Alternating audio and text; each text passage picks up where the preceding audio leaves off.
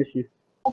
And I want to do it again. I don't know if you'll have time, but I'll probably do another Immortal one next week, maybe a couple more times between now and release, just so people have people that can make this one or for some reason have more questions, so they can do that too. Yep. All right, so it looks like we got the bots going. I'll let you kind of take the lead. I'm going to be muting myself for a while, but I'll be definitely listening. As you know, everyone else, just because I usually do this. Anyone else that's here, you know, the way the stage format works, you know, Wadums did a good descriptor for someone. These are great where we can have kind of a podcast, open conversation style. At least right now, it's just the two of us up on stage, so we have an open mic. Obviously, you know, I'll mute mine in just a second.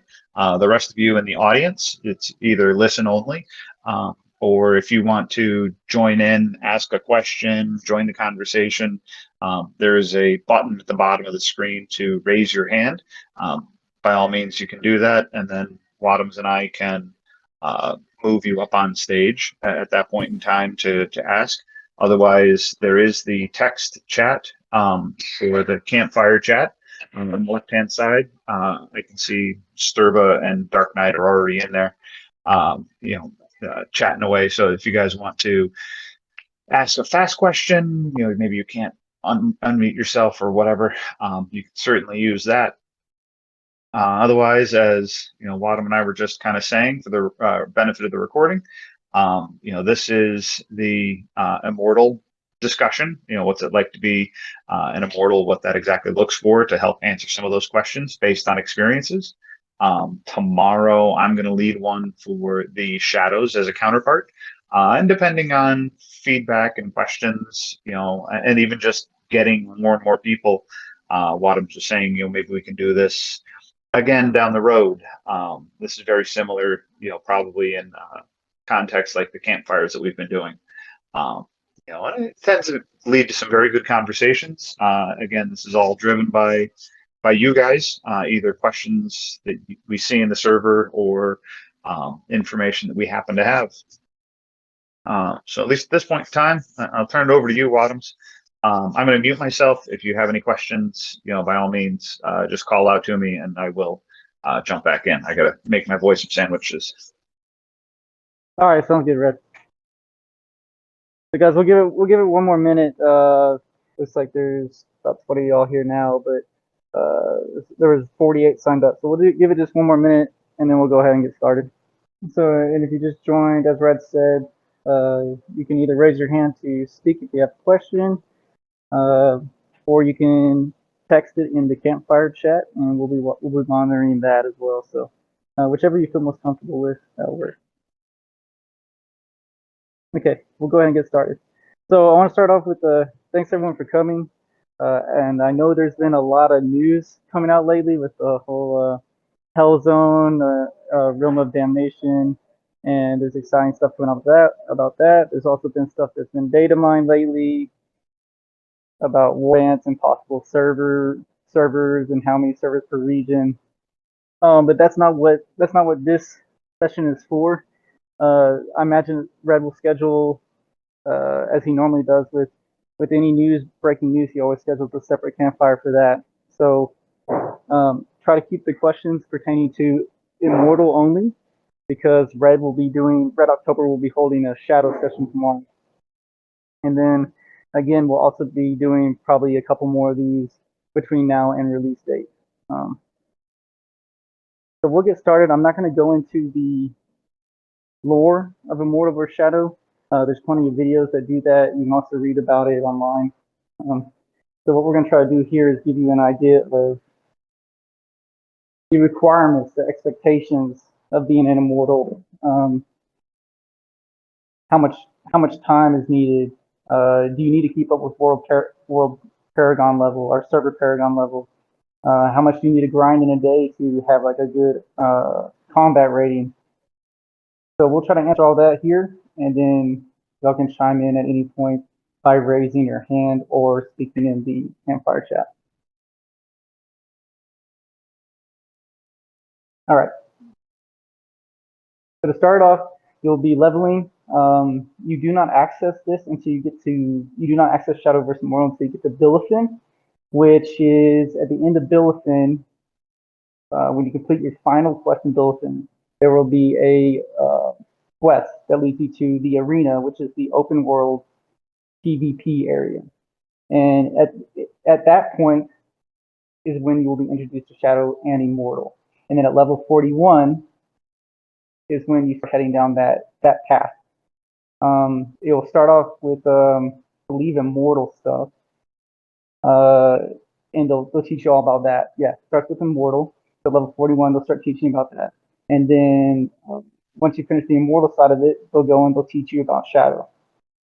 So you don't need to be scared about missing Immortal versus Shadow and the introductory to it. It holds your hand. It walks you along the entire process, so you won't miss out. And I recommend taking your time, especially with your first playthrough. They're interesting stories and it's interesting lore. So if it's your first playthrough, definitely take your time, check it out. It's pretty cool. So I know there's going to be questions on, do you need to be a hardcore player when it comes to Immortal? How much time do you need to spend? So what I'm going to do now is basically tell you, I played Immortal in alpha and beta. They're really fun, but they are time intensive. So on top of your daily quests that you have, if you have bounties, if you do bounties every day, that will take you approximately 45 minutes to an hour. Then if you want to get your layers done for your gems in a day, 3 layers a day, that could take you another 20, 30 minutes. Then if you want to get your battlegrounds done in a day, because battlegrounds give really good rewards, you have to do 3 battlegrounds in a day. That will take another 45 minutes to an hour. So as you can tell, there's lots of layers in this game, and if you're really striving to rank high in the ladders or to become an immortal, be a part of an immortal clan, it requires you to do all of it. It requires you also to find dungeons, right? Do all the events that are in the game on the top of every hour. Those give you materials needed to upgrade your gear. Grinding dungeons so you can get set pieces. Doing the events also so you can get legendary gear. Like all that stuff takes a lot of time. And if you're on a very populated server with people who are really hardcore, that's what you'll have to do. And so really, from time perspective, what I recommend is if you want to be in a clan that's striving to become immortal, then you want to spend at least 4 hours a day. And that seems like a lot, but if you have the time, it goes by real fast. And it's fun. There's a lot of things to being immortal that's fun. Some people find it maybe tedious. There's also immortal dailies, right? So each day you're expected to do 9 immortal dailies. So that's on top of all the other responsibilities you have in game, right? Everything else you want to complete. Then immortals, these dailies, they have to be done. If they're not done, then will not be contributing to the immortal reign. It's basically, as you do a quest, you get something that's kind of like a currency, like a token, and then you submit that token, and it helps build upon your immortal reign. It makes you stronger. It makes it to where you can do Keon's Ordeal and gain dominance. So hang on to see if there's any questions. Yes, Shadow is tomorrow, guys. So Fred will be covering that. So let's talk about from now that we got anyone have any questions on just the time aspects of it, and then if there's no questions on that, we'll dive further into actual the events that Immortals have in game. All right, let me call you up here. All right, I invited you up. Hey, can you hear me? Go ahead. Yeah, loud and clear. Awesome. I was just curious if there was any sort of a conflict between the storyline and when the immortal portion of it starts. So you'd be having to do the quest line of the game and then also competing for time against what the immortal tasks are. So you mean just from the quest quest perspective, right? Not actually once you become an immortal. Correct. Yeah, no, there's not a conflict. Like I said, Blizzard did a really good job in like holding your hand, like, hey, come here, like do this, So as I said, at the end of your quest line in Billifin, you'll get that they'll drop like a scroll at the arena. They'll lead you to the open world PvP arena, and we'll drop a scroll. And then once you get 41, it will say, hey, go to this area where the immortals are, and then we'll start you down a quest line. So it doesn't really interfere. It's not like if you start the Immortal versus Shadow quest line, you'll be wasting your time when you could be doing a quest in the next zone, which is Mount Vein. Yeah. Okay, So, perfect. and it's necessary to do. If you don't do the quest in Shadow versus Immortal, you won't unlock Shadows or Immortals. So if you want to participate in which Shadows is really fun, and I won't get into that because Rhett's going to go over that tomorrow. If you want to participate in that, you really need to unlock it. Okay, yeah, I've just seen in other games before where there's an issue where the storyline meets up with something similar to the Shadows versus Immortals, and then you're looking at a time investment of upwards of 8 hours a day. So I was just kind of curious how that plays out based on somebody that has the experience in alpha and beta. Yeah, yeah. Well, there's also a Force has a question here, and it kind of coincides with yours. He's asking, I guess, how much money would you need to spend in game? I don't know if it's more to like gain immortal status or to be competitive as an immortal. Um, I it's kind of hard to answer now, and I think also it will vary by server, right? There's certain servers that will be super, super hyper competitive, and then other servers won't be as much because they'll have multiple servers to reach.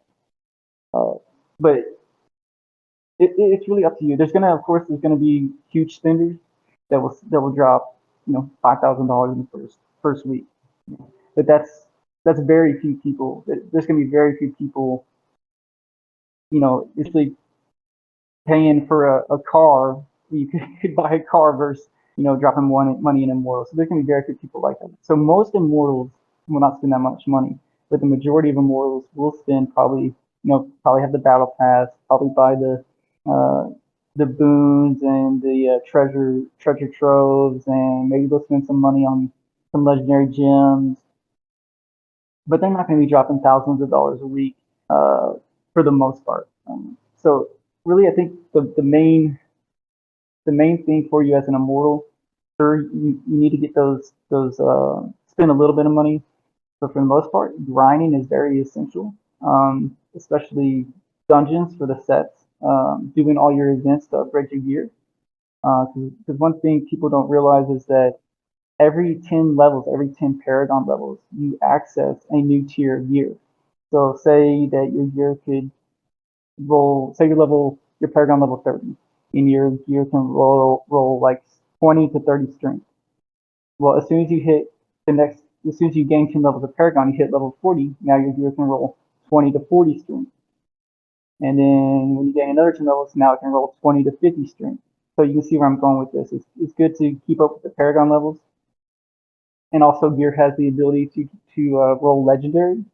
So it can roll basically 3 primary stats and then 3 attributes. And that's called an exceptional item. And the only way you get that is by grinding a lot, right? Doing your events. They're hard to get. I think it's like, I don't know, 1 out of 10, 1 out of 15 drops can roll exceptional. It's about that percentage. So it's kind of low.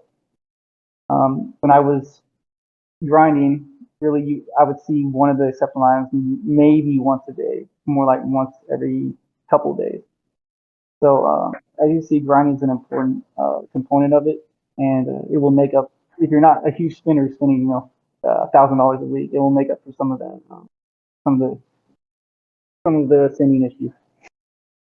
So, anyone else have any questions on that? Okay, looks like it's Jester asked something. Hang on. Jester, do you mean the alliances? You mean like all right, bro. Thanks for popping in here. You mean the alliances? The number one dark clan becomes immortal and forms an alliance with two others. Is that what you're talking about? Now, while Jester's typing in his notes, the one thing I want to kind of add in about the spending of the money that Forrest asked. I mean, this is true across the board with the game too. There is no requirement that anything is spent. The only thing that simply does is speed up the process to which you can level or have the opportunities to level up.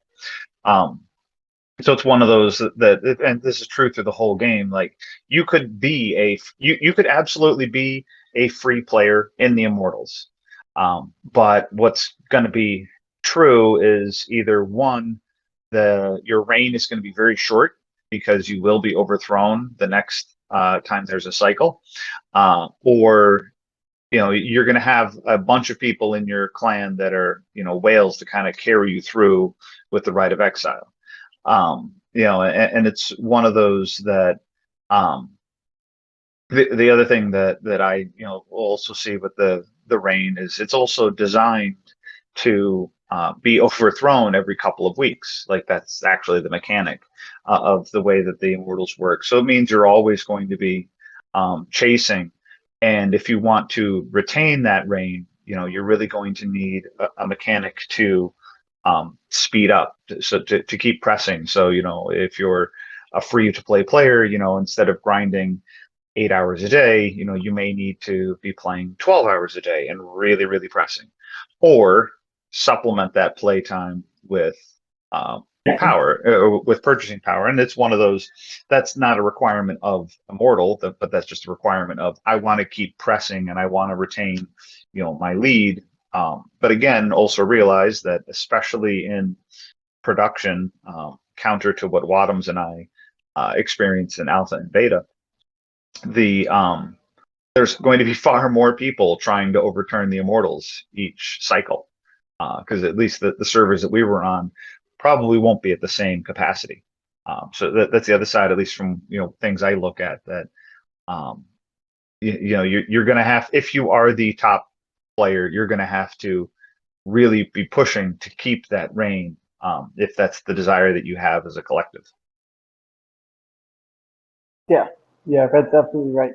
So Jester, I'm going to put your question on the back burner for now because your question actually leads me into the technical side of it, which I am going to get to. I won't forget. But I want to answer Bones McCoy's question real fast. And it's about basically how long do you think Immortals will hold on to the Immortal reign?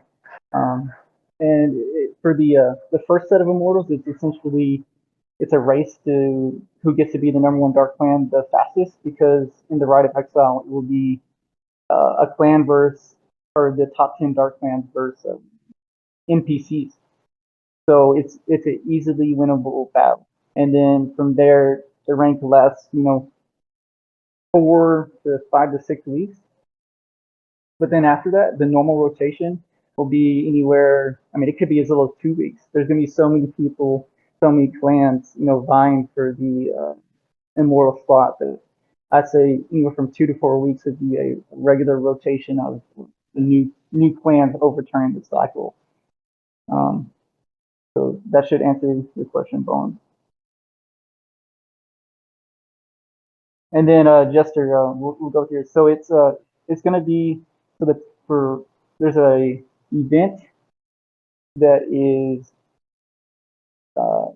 it's called Rite of Exile, and it's between Shadows versus Immortals, and it's every Sunday. I believe it was at 6 Eastern time, and basically what it is it's Battleground, but the Immortals will face off against the top 10 Dark Clan, Shadow Clans, Dark Clan, and each Dark Clan will send their top 8 players to verse the Immortals. So it's basically an 80 versus 80 battle, but they're divided into 10 different battles. And then if Immortals lose, if Immortals win 5 or more of those battles, then the Immortals maintain a reign. If the shadows win 6, then the shadows overturn the immortal. And then as far as your question, Bones McCoy, the reason that an immortal clan can't go indefinitely, stay indefinitely as immortal, is because the shadows get a stacking buff, and it's 5% every week, I believe.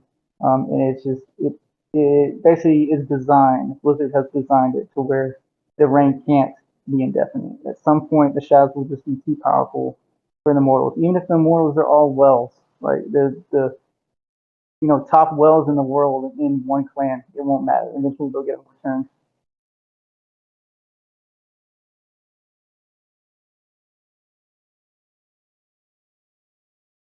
Forrest, I'm not going to go into warbands right now. We do have some information on it, but I want this to stay specifically about the wards. Red will do a follow-up Campfire sometime, maybe next week, about all the new news, and we can discuss warbands and stuff like that.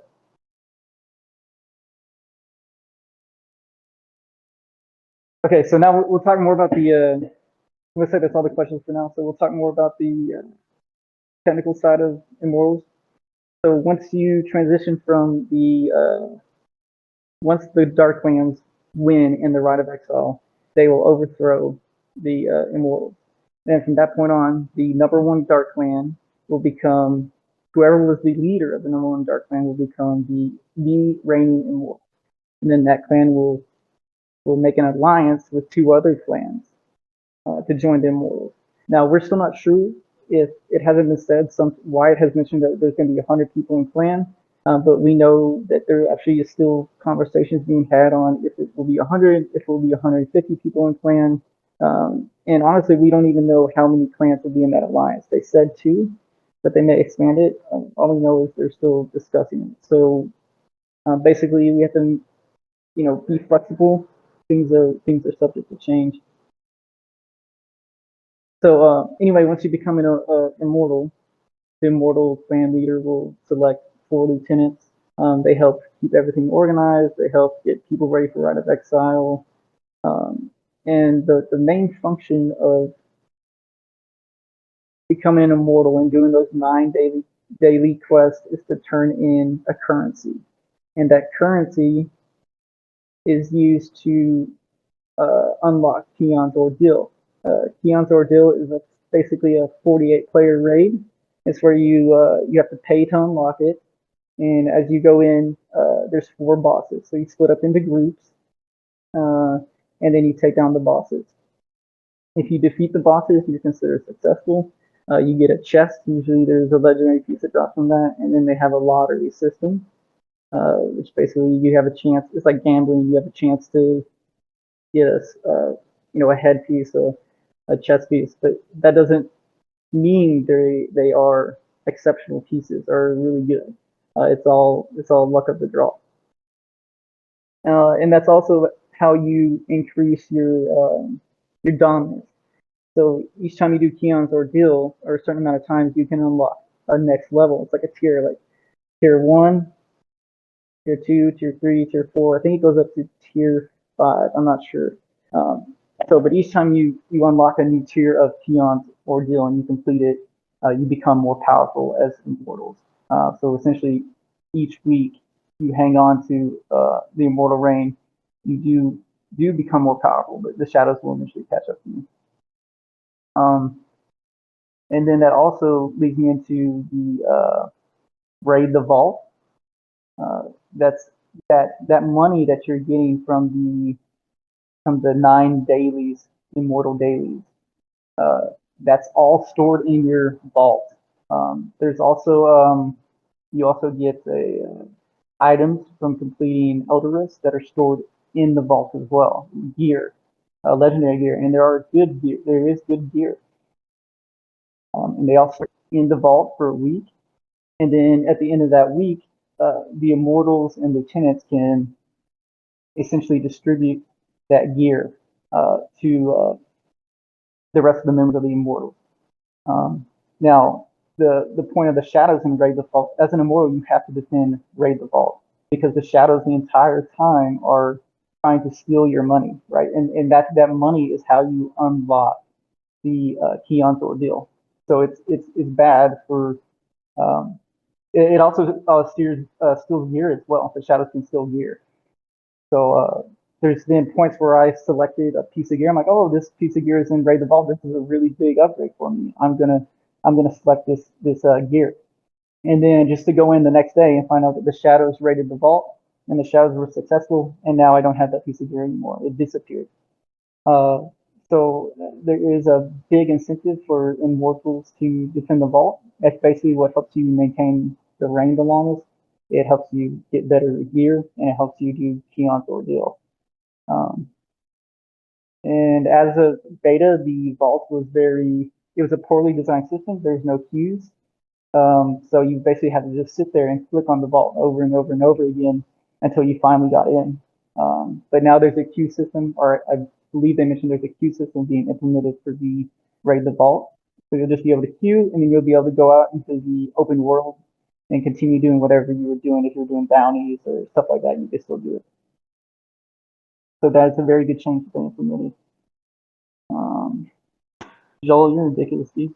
Hang on, Bones, I'm reading. Yeah, so Bones before I asked in my experience, did the shadows steal the loot a lot, or were we usually able to defend it?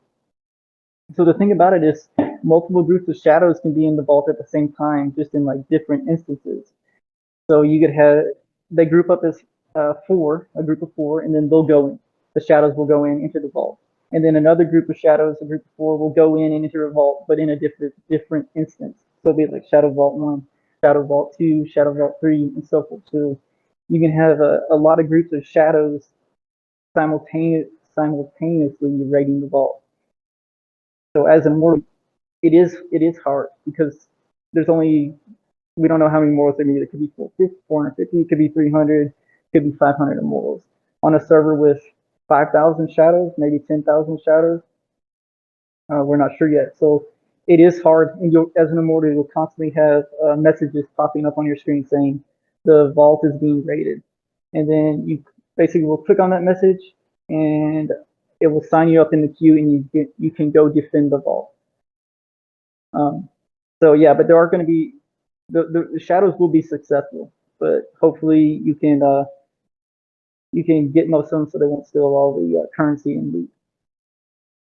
Not only that, in addition, and we'll explore this in the shadow conversation tomorrow.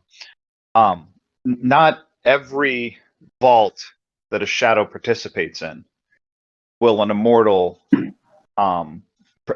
be alerted to. And we'll talk about it more in details and everyone here is obviously invited. Everyone will be a shadow at some point in time. But it's one of those when the shadows raid the vault, there's an element in there called the warden, and if a warden spawns, the shadows should collaborate and attack the warden.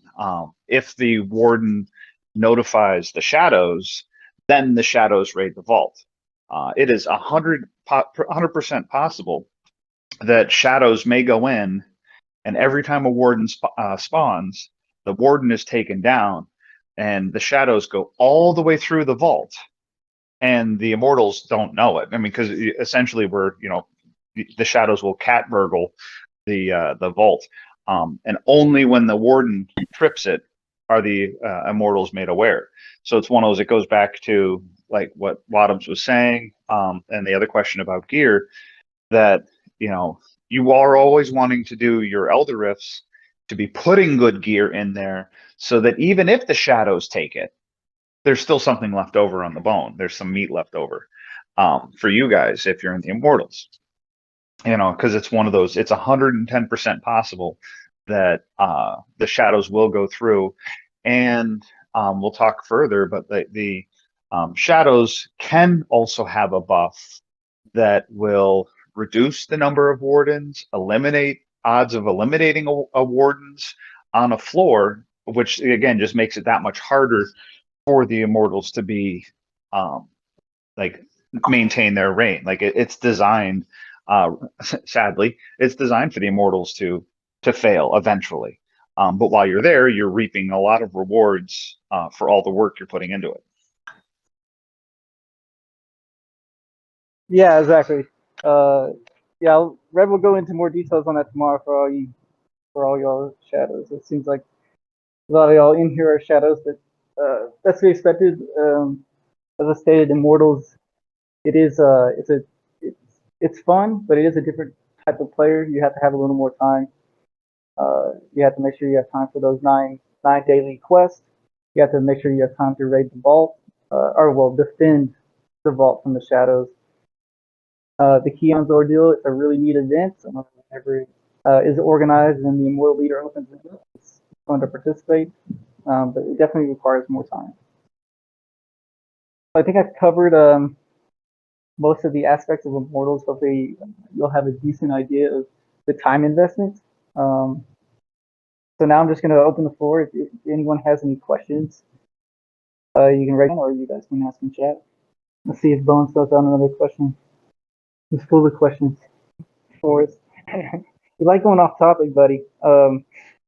Rosters will be set up. You'll know they're going to be announced a week before. So we're kind of still waiting on servers, right? We really need that server list. But you guys will don't worry about it. You guys will all have a updated roster of which clan we're going to, which server, which region. So it will all be set, and you guys will know what's going on. Plus, from the crowns, you mean the lieutenants? Bones McCoy? Is that what you're talking about? I assume that's what you're talking about. So on the Immortal side, the Immortals do have buffs as well, but it's only the Immortal and the 4 lieutenants which have buffs. I don't remember exactly what the buffs are, but each one of them is a different buff. So as you're making as the lieutenants are deciding who's going to be in which group for Rite of Exile, they have to take into account those buffs, because only 5 people get the buff, which means there will be 5 groups that don't get the buff. So you either stack 5 really strong groups in the hopes to winning 5 out of the 5 battles with the shadows, which means you would still maintain the rank. So there is some strategy in deciding which lieutenant goes with which group in the Rite of Exile. I forget, Wadums, if you address this question during at release. Who are the Immortals? Yeah, I did, then, but you can go into it.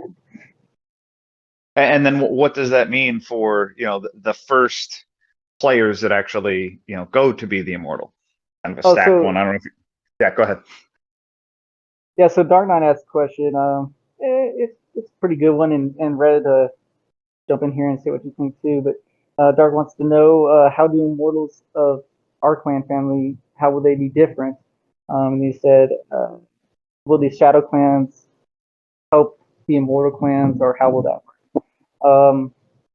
So I'm gonna say no. I don't know how Red feels, but I mean, if you're in a Shadow clan and you guys are you're the hardcore version of the Shadow clan, which you want to maintain. You want to stay Shadow indefinitely. You don't want to push Immortal. You still want to participate in the Rite of Exile, just because it's fun. It's fun for the players to get to do that. It's a fun event, and I don't. The Immortal clans should not expect the Shadow clans in the family to like throw a fight, to toss a fight. That's not at least how I see it going down. We'll still all be a clan family and still have fun and do this together. But I do not see that the Dark Clan owes the Immortal Clan anything other than just friendship and playing together and having fun. I don't know if you have anything else to add, Rick. Well, under Mill, that my head's on. Those are the one thing that we can even add on top of that, like depending on even objectives. One of the things that is true is once, at least as of beta, once you were an Immortal, you could actually leave the Immortals.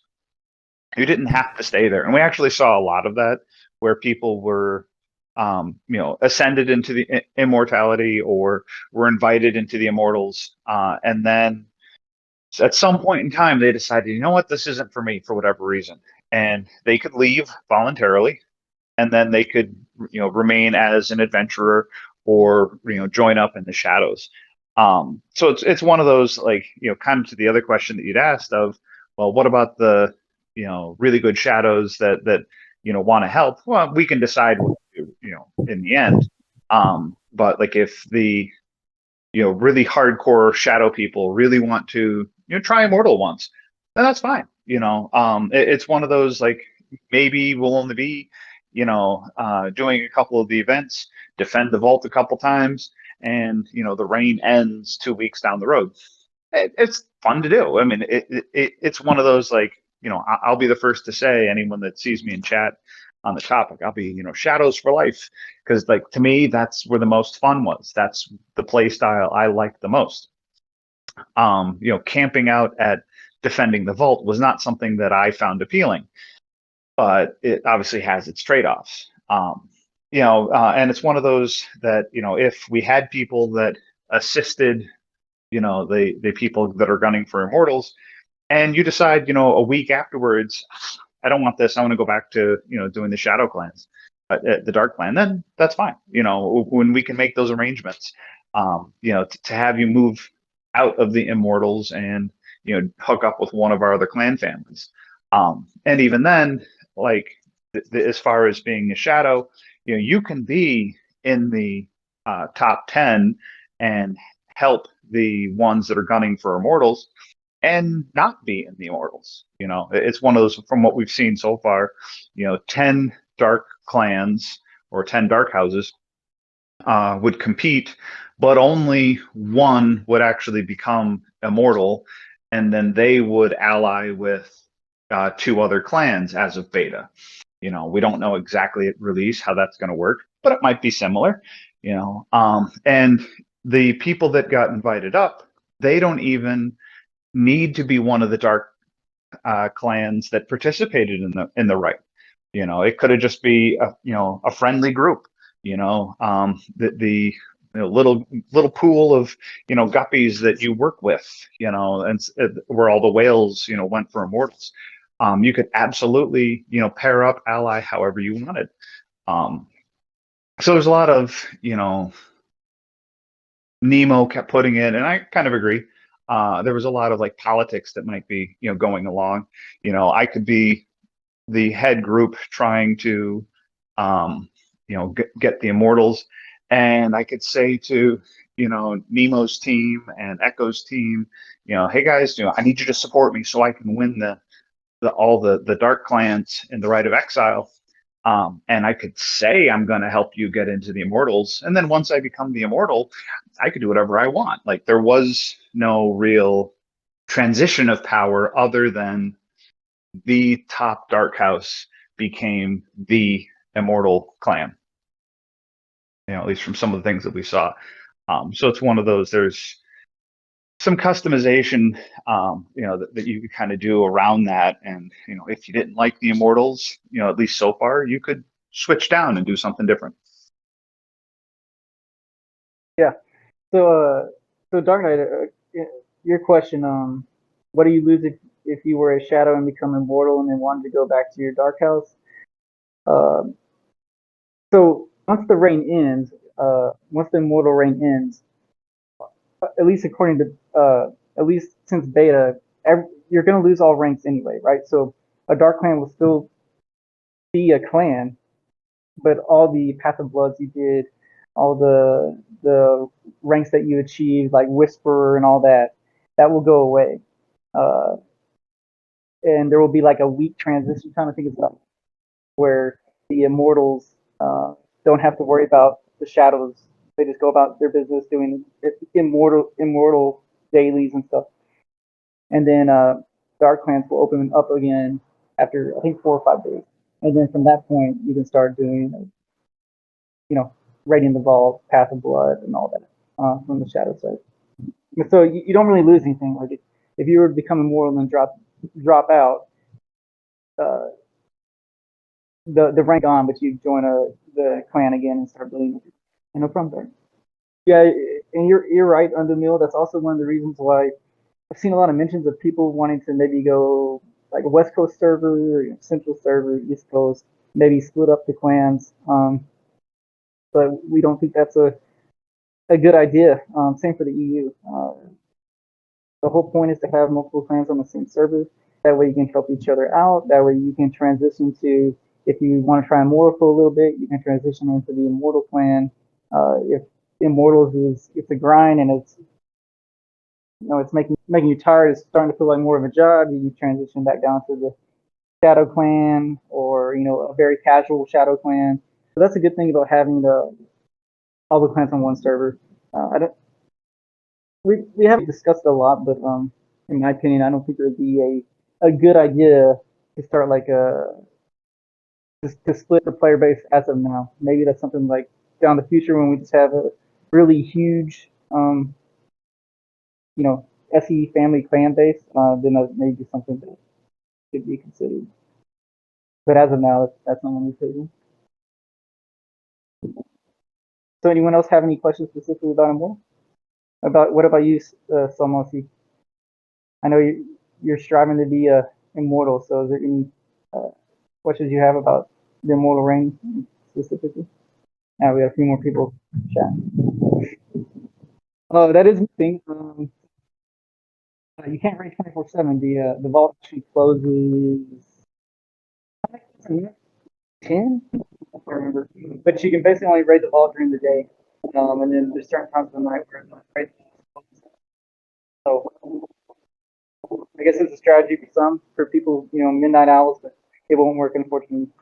Yeah, Bones McCoy, there is actually big changes coming. Like I said, we don't know how many people will be in a clan, which means we don't know how many people are in a clan. Could be 100, could be 150. We don't know exactly how many clans will become immortal. If it's going to be one clan with 2 alliances or one clan with 4 alliances. We're not sure. All we know at this point is what we've been told is that there's changes definitely coming down the pipe to the whole cycle of strife from Immortal versus Shadow. But other than that, we don't have any more details for you. I'm sure as soon as Blizzard releases the details, you'll have Nemo and Echo releasing their video 5 minutes later with all the good stuff for you guys. Well, that's the other thing too that we've put together is that the Rite of Exile, and even the whole cycle of strife, that there's going to be overhauls to it, especially if we start looking at the numbers of clans, the size of people in the clans, how that might work. Obviously, the players have given a lot of feedback, either in performance or written, about input. And I know there's things like, Wadums mentioned about the Kion's ordeal and being awarded random gear, how that worked, pros and cons. Vault at the end of the week, how gear was distributed. And it's one of those that there's very, very likely going to be changes on everything that was discussed today, and even what I discuss on the Shadow side. And it's one of those. I think my biggest hope is that in the next week or two is my hope, but I mean it could be 3 weeks, 3.5 weeks when the game releases. We'll get some of those answers as far as clan sizes. The cycle and how that's actually all going to pan out too. So there's actually a lot of, especially if you've played, there's a lot of unanswered questions about this. And never mind if you haven't played, you've only been watching watching streams and videos. Well, I guess that answers Bones' question. Do you guys see big changes to the Immortals or the cycle? I've definitely heard that they're supposed to be. What is anyone's guess? Yeah, who knows? Maybe they'll just start all over. I have no clue, but and then the other one, Wadums, just because I didn't hear you bring it up. Did you mention at the end of the reign, I don't know what to call them as a family, but like the rain buffs that everyone kind of gets based on how well you were an immortal? No, I didn't. I forgot to mention that. Yeah, so and you get it you get it for basically how much you contributed in the immortal rosters. It's kind of like a clan when you become an immortal. there will be a roster where you can see everyone else that's in. You can see how much currency they get. You can see the defended the ball. So you can see all that stuff, and all that stuff is at the end of the reign will be calculated on and basically on your participation levels, your activity levels. And then you'll receive like a crown, I guess is what it's called, a badge, and that was how long how long does that stay with your character? I think an entire cycle, right? Like once the new cycle starts. But anyway, they're small little buffs. I can't remember exactly what the buffs are like. You remember what the buffs are, right? Maybe like a small damage increase. I think it can be awarded 3 badges. So you can like carry 3 badges. I remember it being you could have 3 badges. I think it was 3 cycles you could actually carry it, and I don't know. When no one lasted long enough, beta didn't last long enough to really test what happens after the third badge. But they were definitely buffs, to you based on how well you participated in the faction, and that was true on all factions. The Shadows had their own systems, which definitely, again, adds to that. Like if I'm doing these events, there's a reason. Even if, going back to your comment about the gear, even if you had this gear you really wanted, but the Shadows stole it from the vault and you never got it, that participation, buff is there at the end of it. Always going to be there at the end, based on how well you do. Donate your essentia, complete the activities, and it's, again, it just makes it a little more enjoyable. And it kind of goes to the, long-term, playabilities that, you're going to invest the time and you're getting that reward at the end. Yeah, definitely. All right, so Joel popped out a question. He said, "Will warbands be mixed between Shadows and Immortals?" So warbands has nothing to do with Shadows and Immortals. It's just a group of 8 players. It could be in the SE clan. It could be Friends of Yours in Real Life. It could be anybody. 7 other players that you want to team up with, and you can form a warband. It's kind of like a small mini clan.